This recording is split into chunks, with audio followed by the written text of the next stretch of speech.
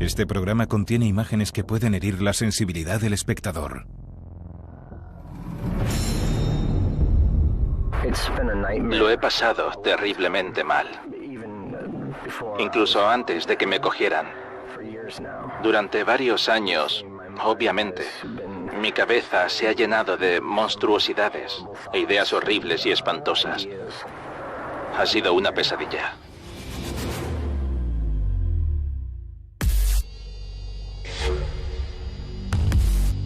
Un bicho raro, un solitario, un marginado. Le gustaba tener relaciones sexuales con cadáveres. ¿Cómo debe de ser descubrir eso de ti a los 18 años? Un cazador, un acosador, un asesino en serie. Detrás de esa máscara se esconde un monstruo sediento de control y dispuesto a matar a todos los que haga falta para calmar su sed. Un doctor Frankenstein, un carnicero, un caníbal. Se ponía a gritar. ¿Ves lo que me obligas a hacer? Tú me obligas a hacer todo esto. La inspiración de muchas películas como My Friend Dahmer. Dijo que me iba a comer el corazón. ¡Jeffrey! ¡Te odio! ¡Te odio! Esta es la historia completa de Jeffrey Dahmer, el carnicero de Milwaukee.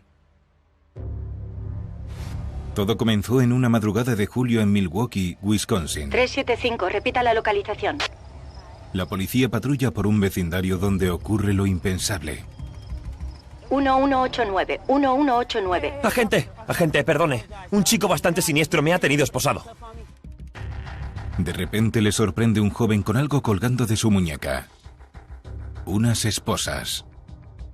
Los policías lo vieron correr hacia ellos como un loco y con unas esposas puestas. Fue algo muy extraño, la verdad. Normalmente la gente no se les acerca, sino que huyen de ellos. Al verlo, pensaron que quizá fuese un enfermo mental o estuviera drogado. No sabían qué esperarse de él. Le dice que un hombre lo tenía esposado en el apartamento 213, pero que ha conseguido escaparse. Y la policía va a investigar. Cuando llamaron a la puerta, él les invitó a entrar. Algo que no pasa todos los días en esa zona tan complicada de Milwaukee. Parecía educado y elocuente. Pero su apartamento desprende un olor insoportable. Algo no va bien. La policía había visto de todo en esa parte de Milwaukee.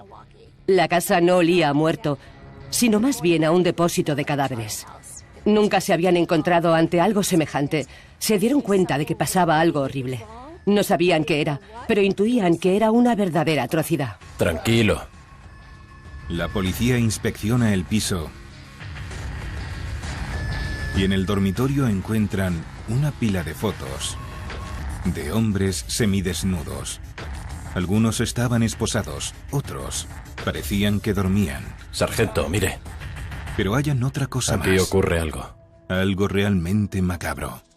El policía abrió el congelador, echó un vistazo y encontró unas cajas perfectamente envueltas. Pero después abrió el frigorífico. Miró dentro de una caja y vio una cabeza humana mirando hacia él. Se quedó traumatizado. Nunca había visto algo así, creo que ni él ni nadie. Esposadlo. Para su sorpresa, este hombre tan correcto es un monstruo. ¡Quieto! En cuanto lo reducen en el suelo, libera la bestia que escondía.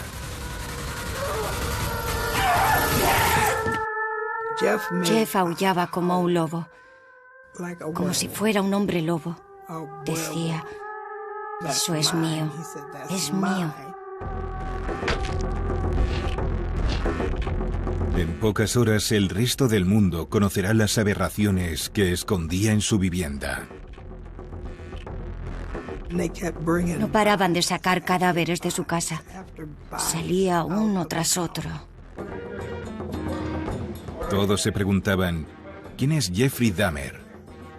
¿Y cómo acabó siendo un asesino, un necrófilo y un caníbal?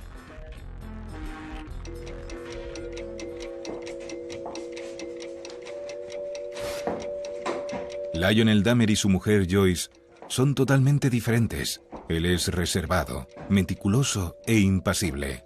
Y Joyce, o como prefiere que la llamen Rocky, es nerviosa, exigente y tiene cambios bruscos de humor. Los padres de Dahmer eran como el día y la noche. Para la escritora y experta en crímenes Shirley Lynn Scott, son los típicos polos opuestos que se atraen. Joyce necesitaba atención todo el tiempo. Siempre se quejaba de que no estaba bien. Y su marido era muy frío y calculador, de mente científica. Al juntarse, en vez de entenderse y llegar a un punto medio, extreman su forma de ser. Joyce se volvió más histérica y desesperada, y Lionel se encerraba todavía más en sí mismo. Es la combinación perfecta para destruir cualquier matrimonio. En 1959, Joyce descubre que está embarazada de su primer hijo. Joyce, por favor, te lo pido, relájate. En poco tiempo, se convierte en un embarazo problemático. Joyce no disfrutó de una gestación tranquila. Serás. Su marido la describía como alguien que parecía sufrir ataques o incluso convulsiones cuando tenía contracciones. Llegaba a apretar fuerte la mandíbula. A veces pensaba que estaba en una de esas escenas en las que el diablo había dejado embarazada a alguien y la había poseído. Por su parte, Joyce tomaba varios medicamentos que le habían recetado, como la morfina, cuya ingesta actualmente sabemos que no es recomendable durante un embarazo.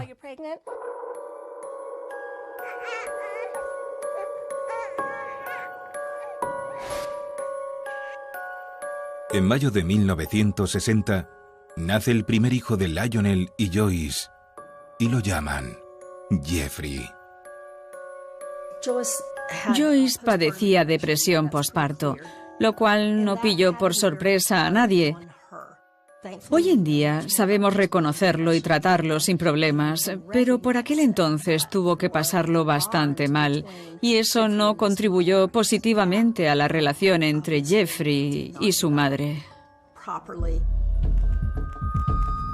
A sus 4 años, algunas enfermedades físicas comienzan a atormentar a Jeffrey. Para empezar, padece unas infecciones que lo obligan a permanecer en la cama. Recibe muchas visitas médicas acompañadas de dolorosas inyecciones. Era muy pequeño y ya tenía muchísimos problemas. Sufría ataques de neumonía, tenía escayolas en las piernas para corregir su postura y muchas más cosas. Todo acababa siempre en un pinchazo. También está recuperándose tras una operación de 2 hernias. Jeffrey es demasiado joven para entender la necesidad de someterse a una cirugía invasiva, pero no para sentir un dolor insoportable. El problema era que nadie le decía a esa pobre criatura de 4 años lo que sucedía. Tenía miedo. Estaba pasando por un momento terrible, sufría constantemente y soportaba muchísimo dolor. Y aún así, para colmo, nadie se acercaba a decirle qué le ocurría. Encima, de un momento a otro, sus padres ya no estaban a su lado. Lo habían dejado solo en ese espantoso hospital, donde alguien le había hecho algo malo, pero nadie le decía el qué. A partir de entonces, su forma de ser cambia. Se vuelve antipático, solitario, muy introvertido y profundamente afectado por las escandalosas discusiones de sus padres. Trabajo como un burro. ¿Estás con otra? ¿Quién es esa otra? ¿Qué? Vaya, otra vez con la misma historia. ¿Sabes qué?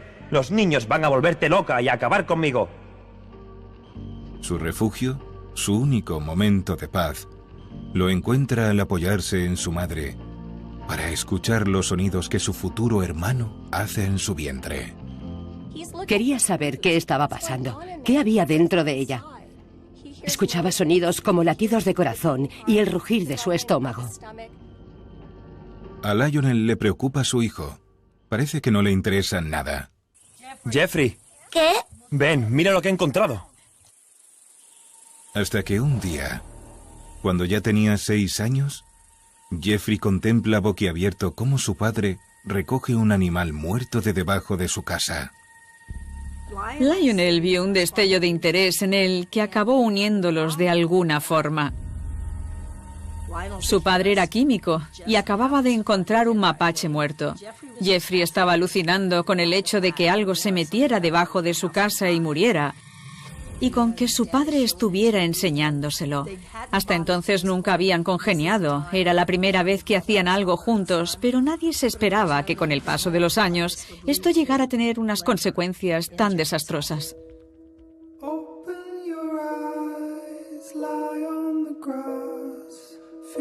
Conforme va creciendo, Te vas y vuelves al rato.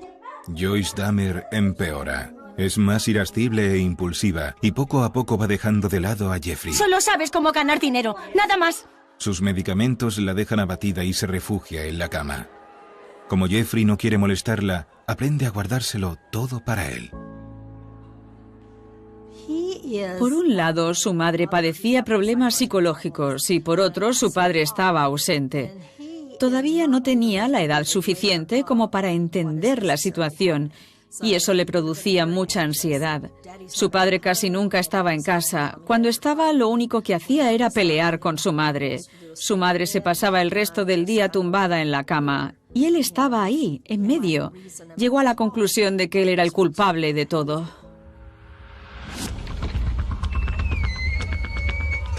Para evadirse de todos estos problemas, Dahmer se refugia en un lugar seguro. Una cabaña a pocos metros de su casa, donde experimenta con cadáveres de animales y sustancias químicas.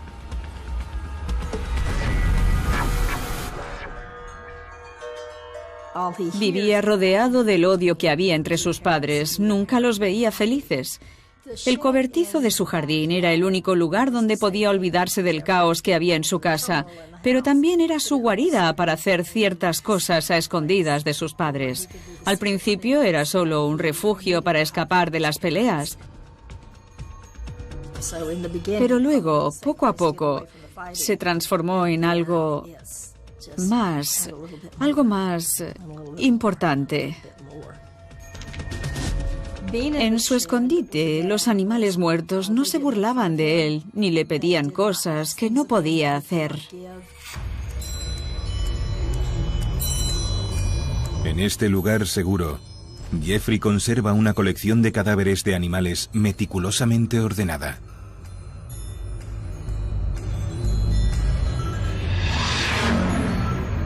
Y ha construido un cementerio exterior para los que encuentra ya muertos. A veces deja su cabeza por fuera para asustar a quien lo vea. El hecho de que hiciera cosas para impactar a sus vecinos y lograr que reaccionaran puede estar relacionado con la falta de atención por parte de su madre. A él le habría encantado que le mostrara amor o incluso rabia si se encontraba irritada. Lo que fuera, cualquier sentimiento le valía. Aún así, Joyce estaba tan ensimismada en sus propios problemas que no reaccionaba ante él. Así que como no conseguía que le hiciera caso, quizá podía intentarlo con quien tenía más cerca, sus vecinos. En el instituto todos notan su extraña y diferente forma de ser. Es el hazmerreír de la clase, el pardillo, el rarito. Lo reconocen porque bala como una oveja. Camina de forma extravagante e imita a su madre. Parece alguien con espasmos que sufre parálisis cerebral. La gente pensaba que Jeffrey Dahmer era un bicho raro, un chalado, un pringado. Siempre se quedaba apartado y mirando a las cosas desde fuera. Casi nadie quería ser su amigo, y si alguien lo parecía, era solo porque quería reírse de él y no con él. Los demás no se burlaban de él porque pensaban que era diferente o que estaba loco. En realidad se reían de lo que él quería y cuando él quería. Pensaba algo como, si te quieres reír de mí, te vas a reír de lo que yo diga, bajo mis propias condiciones.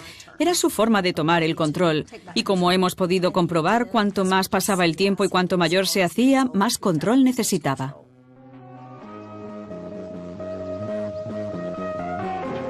Las bufonadas de Jeff son graciosas para los que le siguen el juego, pero para el resto son bastante irritantes.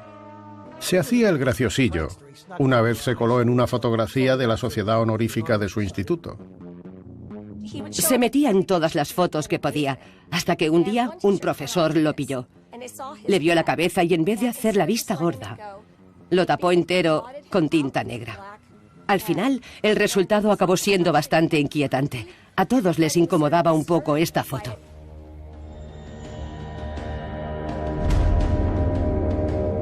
También se excede con el alcohol muy a menudo. Dahmer acabó siendo un bebedor empedernido. Su alcoholismo comenzó cuando todavía era muy joven. Si un adolescente tiene cierta adicción a las drogas o al alcohol, está insinuando que tiene un problema martirizante, por lo que su embriaguez se debía claramente a esto. ¿Por qué se comporta de manera tan rara? Quizá la respuesta se encuentra en el secreto oscuro que esconde, sus fantasías sexuales y su deseo por los hombres.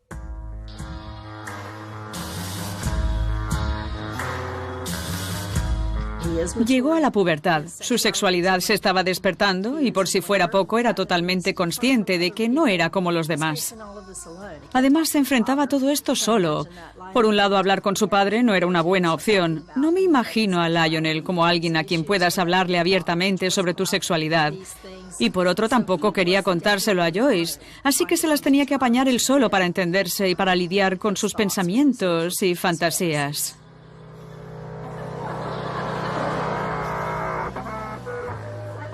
La mayoría de jóvenes descubren su orientación sexual a la misma edad a la que Dahmer supo que le gustaban los hombres. Hablar de esto en aquellos tiempos no era algo tan común como ahora. Aún así, si todo con lo que tenía que lidiar era su homosexualidad, tarde o temprano habría conseguido llevarlo bien. Pero resulta que él no era gay en el sentido de que no deseaba a otros hombres vivos, eso no le excitaba. En realidad estaba averiguando que le gustaba tener relaciones sexuales con cadáveres. ¿Cómo debe de ser descubrir eso de ti? Con 15 años, Dahmer decide satisfacer su apetito sexual. Se esconde detrás de una cuneta y espera a que llegue su posible primera víctima. Un corredor guapo y musculoso que había visto numerosas veces y que quería solo para él. Su atracción sexual se basaba en someter al otro. Tenía que ser alguien que no sintiera la misma excitación que él tenía hacia ellos.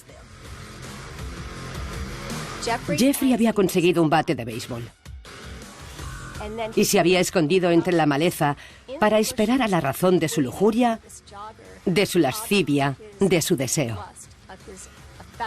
Ese chico era todo lo que nuestro protagonista deseaba.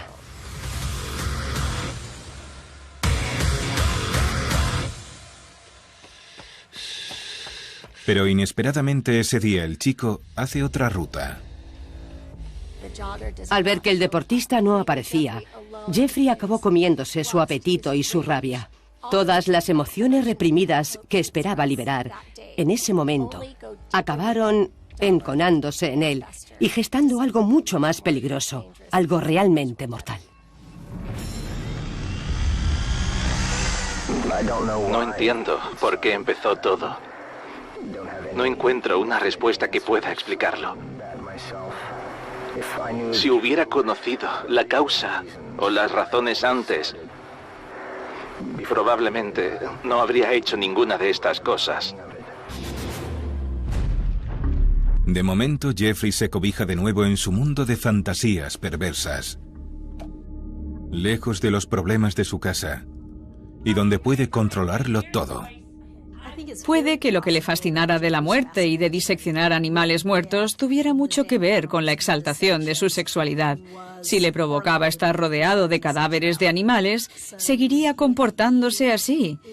De hecho, su conducta se agravaría aún más e incluso llegaría a apoderarse de él. Pero Jeffrey no era consciente de todo esto. Después de tantos años discutiendo, sus padres deciden divorciarse y Lionel se marcha de casa. No sé por qué tardaron tanto tiempo. Deberían haberlo hecho muchísimo antes. Al final, ambos se atrevieron a empezar una nueva vida y dejaron de lado a Jeffrey porque formaba parte de su pasado. 2 semanas después de graduarse, su madre decide mudarse a Chippewa Falls para estar con su familia. Le suplica a Jeffrey que vaya con ella, pero él se niega. Desesperada por empezar desde cero, se marcha con su hijo menor. Y su padre, que vive en un hotel, no tiene ni idea de que Dahmer está solo en casa, sin comida, sin dinero y sin un frigorífico que funcione. Es el cóctel perfecto. Dahmer pudo pensar que se habían olvidado de él. Sentía una gran falta de amor en su vida. Todos se habían marchado. Que tu propia familia te abandone es muy duro, pero para Jeffrey, que no tenía habilidades sociales ni amigos, solo alcohol y cadáveres de animales en su cobertizo, era la primera vez que podía disfrutar de su mundo sin nadie en casa.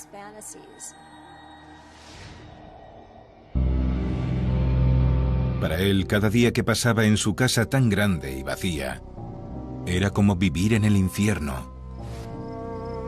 Hasta que una tarde soleada de domingo, sale de ahí.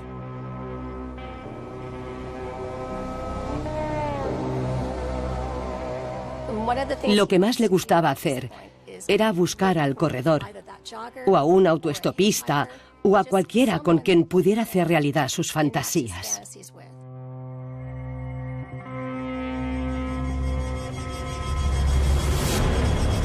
En la carretera se encuentra con Steven Hicks, un chico de 18 años que hacía autostop.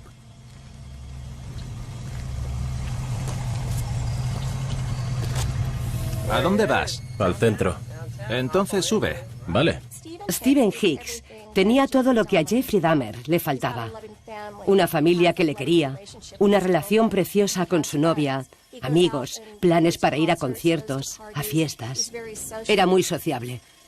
No sabemos si fue porque Jeffrey veía en él todo lo que deseaba ser y tener, o por el simple hecho de que estuviera haciendo autostop sin camiseta, porque podría haber bastado con eso.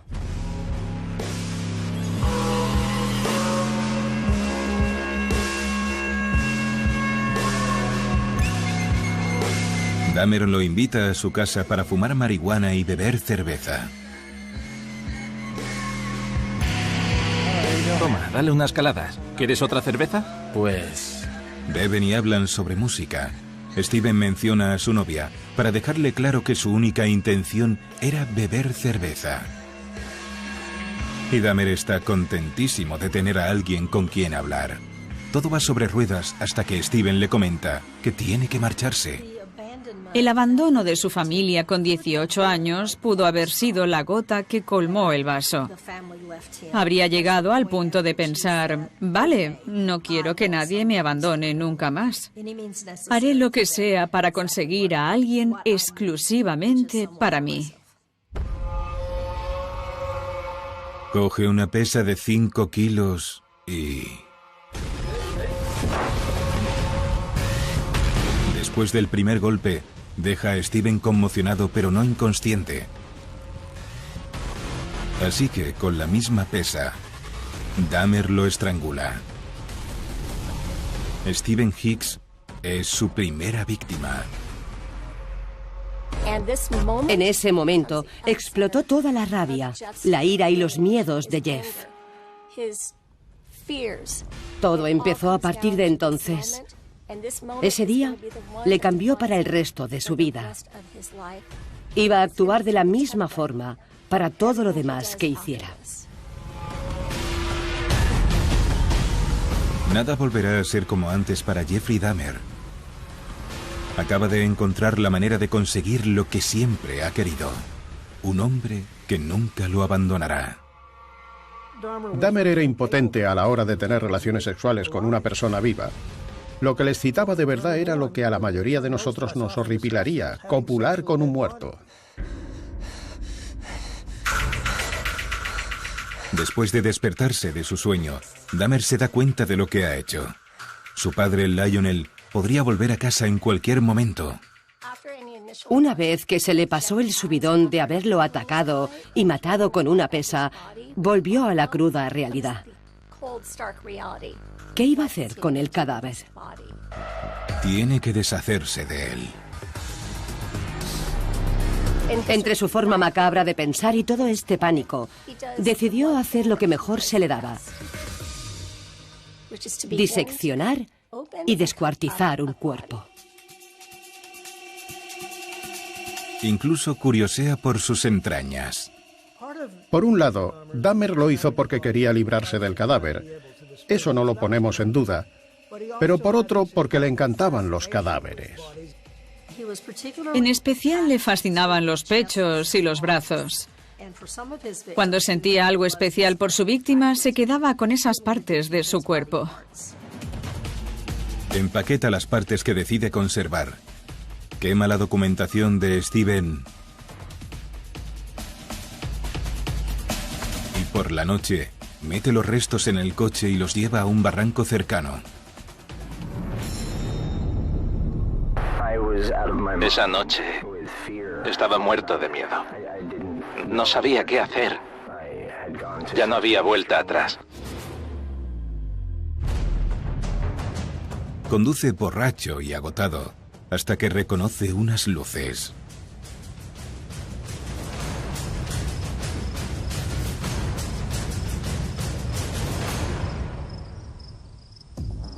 Jeffrey sentía muchísimo temor. Estaba aterrorizado como nunca lo estuvo hasta entonces. Y aún así supo dejar todos esos sentimientos a un lado en cuanto vio al policía acercarse por el retrovisor. ¿Por qué te desvías? Estoy un poco cansado. ¿Y a qué huele? El agente Mansi inspecciona el maletero. Dahmer le explica que, como no podía dormir, había aprovechado para tirar la basura al vertedero. El agente picó el anzuelo y cuando vio que la bolsa que tenía en el maletero era lo que desprendía ese olor, lo dejó marchar. Ahora puede parecer un grandísimo fallo. ¿Por qué no miró dentro de la bolsa? Pero en realidad, ¿quién iba a esperarse que lo que llevaba detrás eran los restos de un cadáver? Mansi le permite continuar, pero le multa por conducción negligente. Este es solo el primero de los muchos percances que tendrá con la policía.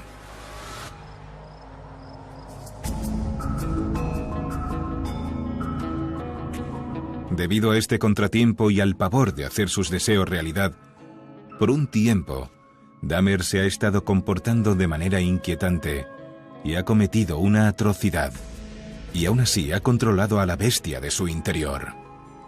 Después de haber matado a Stephen Hicks, Dahmer no actuó como la mayoría de asesinos en serie, sino que pasó desapercibido.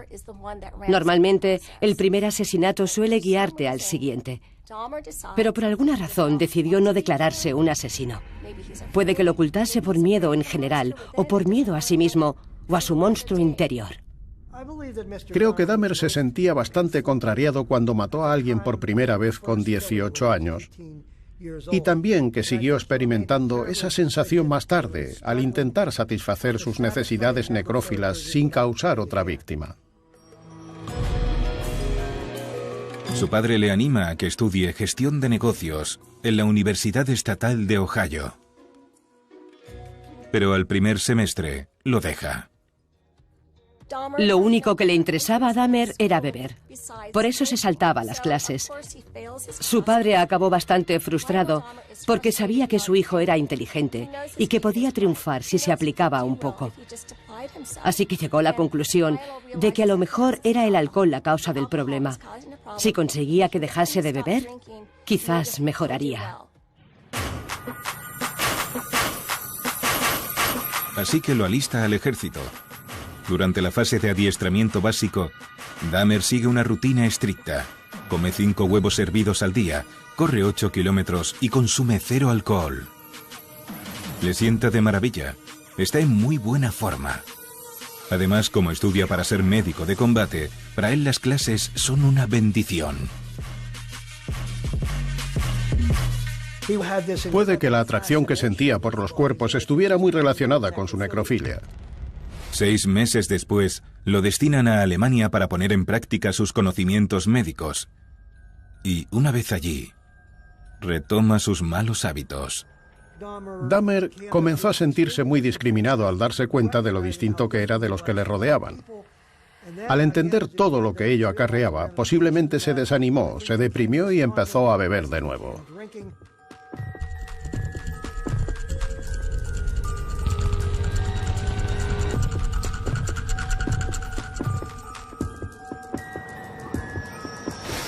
A los 2 años, 6 meses antes de acabar su servicio, es expulsado. Tanto en el colegio como en el ejército, sus superiores lo achacan al consumo de alcohol. Bajo mi punto de vista, el tormento por el que estaba pasando para aprisionar su sexualidad tan peligrosa y repugnante tenía algo que ver con su adicción al alcohol. ¿Hola? Cuando regresa a casa, Lionel lo envía a vivir con su abuela, Catherine Dahmer. Abuela, ¿cómo estás? La abuela de Jeffrey Dahmer era la única de su familia que no cambiaba. Siempre le mostraba cariño y no tenía intenciones de abandonarlo. Él la veía como su última esperanza. Sacaba su parte más humana. Era lo único que tenía que le hacía sentirse como una persona y no como un monstruo. Creo que una parte de Dahmer luchaba desconsoladamente por ser una persona decente. Gracias a los cuidados de su abuela, Dahmer parece haber vuelto a la normalidad. Se cuidan y se quieren mucho el uno al otro. La acompaña a la iglesia. Le lee la Biblia, le hace las tareas domésticas y reduce su consumo de alcohol. Incluso trabaja en una fábrica de chocolate de la zona para poder pagarle el alquiler. Jeffrey Dahmer sabía que si quería ganarse el amor de su abuela, no podía dejarse llevar por sus fantasías homosexuales. Por lo tanto, evitaba ir a sitios donde, según él, podía encontrarse con gays. Hacía todo lo que creía que le beneficiaría, y aún así, cayó en la tentación en el lugar más inesperado, una biblioteca pública. Estaba leyendo. De repente, sintió que tenía a alguien detrás. Y cuando se giró, se encontró una nota sobre la mesa. No intentó descubrir de quién era, pero la leyó igualmente. Era una propuesta y, a la vez, su perdición. Esa nota plantó en él una semilla cuyas raíces penetraron tanto en su mente que se acordó de Stephen Hicks. Evocó la primera y la única experiencia sexual que había tenido en su vida con un cadáver.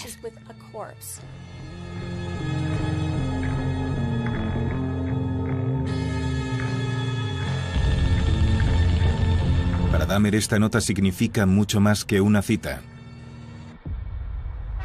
Ha logrado que se percate de la soledad en la que vive y despierta en él sed de amor y hambre de violencia. Poco después recae en la bebida y deja de ir a la iglesia para frecuentar librerías y bares gays en busca del hombre de sus sueños. Como sus fantasías, la culpa y el miedo lo atosigan constantemente, planea una forma de llevar a casa al sustituto ideal. Él no sabía cómo relacionarse con los demás, y mucho menos ligar con un chico. Quería a alguien sumiso y que se quedara con él para siempre, y le daba igual si era alguien o algo.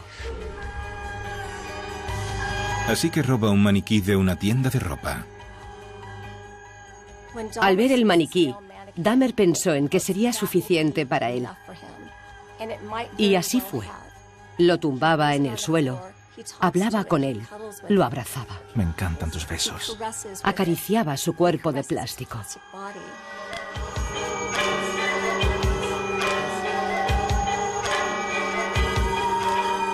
También se acostaba con él y fantaseaba con que era una persona muerta, aunque en realidad solo era una forma de evitar que no acabase con un cadáver en la cama con quien desahogar sus necesidades necrófilas. Tuve varias fantasías sexuales con él. Me imaginaba que era una persona real. Me masturbaba pensando en que fornicaba con él o que le quitaba la ropa.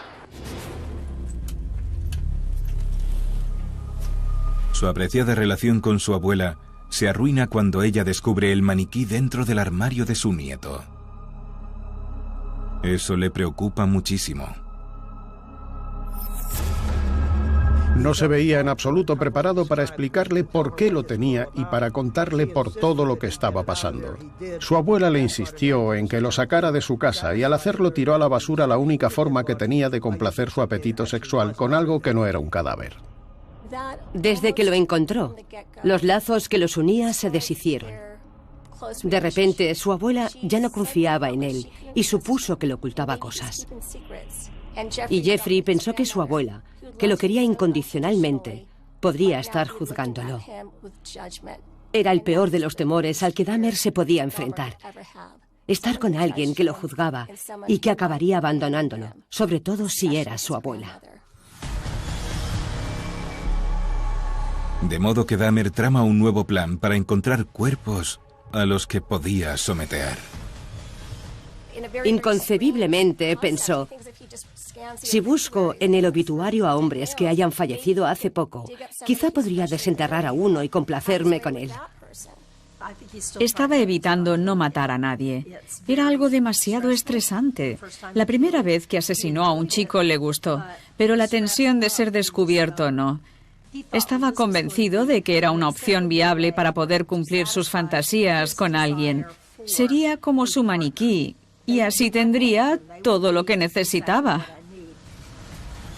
Asiste a un funeral y ese mismo día por la noche regresa para desenterrar el cuerpo. Pero no era una buena idea por dos razones. La primera, porque vive en una zona muy fría. Es muy difícil excavar un cuerpo en Wisconsin, sobre todo en invierno. Y la segunda, porque no suelen morir muchos chicos jóvenes y guapos. Además, Dahmer era muy selectivo a la hora de exigir su compañero sexual, y si los buscaba en un obituario, no podía exigir demasiado. Dahmer había reflexionado y premeditado algunas de las decisiones que tomó con tal de no matar a nadie. En vez de quitarle la vida a alguien, robó un maniquí porque quería acostarse con él y fingir que era un cadáver.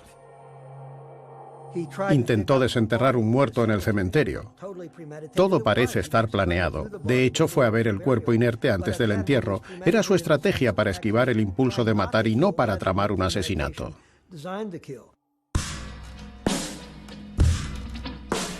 Después de todos sus intentos fallidos, Dahmer retoma sus costumbres depravadas y recurre a hombres vivos para dejarlos casi muertos. Acude a la sauna pública de Milwaukee para escoger a una pareja e invitarla a copas de alcohol mezclado con somníferos. Su primera experiencia sexual había sido con un cadáver que no le pedía nada a cambio. No tenía que complacerlo sexualmente. Por lo que pensó en drogarlos. Estaba casi imitando su primera toma de contacto con Stephen Hicks, una y otra vez. Jeffrey Dahmer sigue curando sus heridas y huyendo de sus miedos en cuanto al abandono o la falta de amor. Y el único camino que tiene para sentirse seguro es usar somníferos. Él quería a alguien que no se moviera, que no dijera nada, que no reaccionara de ninguna forma al acto sexual. A la mayoría de personas le gusta obtener algún tipo de respuesta durante el coito, pero a él no. Lo único que deseaba era tener control absoluto sobre el otro para poder colocarlo como quisiera y copular de la manera que más le apeteciera. No quería que la otra persona participase en ello. Pero ahora corren rumores de que un chico raro y rubio puede estar drogando a los clientes de la sauna. No tienen pruebas de que es Dahmer quien lo hace, pero de igual forma le prohíben la entrada. Los acariciaba y se imaginaba que no tenían vida, cuando en realidad no era así. Era el remedio de alguien que combatía su necesidad de arrebatar vidas y no de alguien que pretendía asesinar a personas.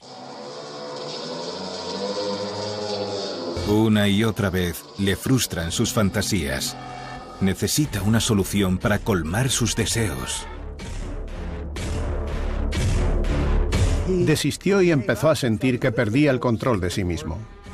Más tarde, en noviembre, en un bar, Dahmer se fija en Steven Tuomi, un chico de 25 años. Steven Tuomi era el cocinero de un comedor. Le gustaba ir a los bares y hartarse de alcohol. En cuanto Dahmer lo ve, se da cuenta de que tiene muy buen físico, que es pelirrojo. Vaya, que encajaba perfectamente con su prototipo de chico.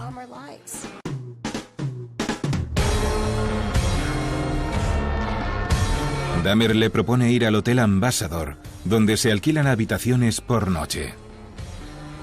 A la mañana siguiente, Dahmer se despierta al lado de una atrocidad. El cuerpo de Steven magullado e inerte. No había nadie más con ellos en la habitación, y aunque Dahmer no se acuerda de nada, no encuentra otra explicación. Después de 9 años controlándose, ha vuelto de nuevo a la caza. Steven Tuomi es su segunda víctima. Quizás sucedió porque en un hotel encuentras más privacidad que en una sauna pública. Igualmente algo había estallado en él. Puede que fuera toda la rabia y frustración que había contenido durante tantos años, o la ira hacia su familia o hacia sí mismo, o hacia Steven, porque simplemente le gustaba. No podemos saberlo. De igual forma, su segundo asesinato, después de tantos años, fue el más brutal de todos los que cometió. Dahmer se plantea huir de allí, pero sabe que se había registrado bajo su nombre real. Así que tiene que buscar una forma de deshacerse del cuerpo. Se le ocurre una idea brillante, pero muy macabra. Coge una maleta lo suficientemente grande como para que quepa una persona. Mete el cuerpo dentro y lo transporta en un carro por la recepción abarrotada del hotel. Una cremallera rota habría bastado para que lo descubrieran. Decide esconderlo en el sótano de su abuela. Es una historia muy siniestra y parece surrealista que se saliera con la suya. Pero como suelen decir, es mejor ser afortunado que bueno. Y de todos los asesinos en serie que existen, Jeffrey Dahmer tenía toda la suerte de su parte. A la mañana siguiente, un domingo, mientras su abuela está en la iglesia, Dahmer repite el mismo procedimiento que había usado con su primera víctima. Desmiembra el cuerpo con un enorme cuchillo y le arranca la carne. Luego destruye los huesos, mete todos los restos en una bolsa y la deposita en un punto de recogida de basura.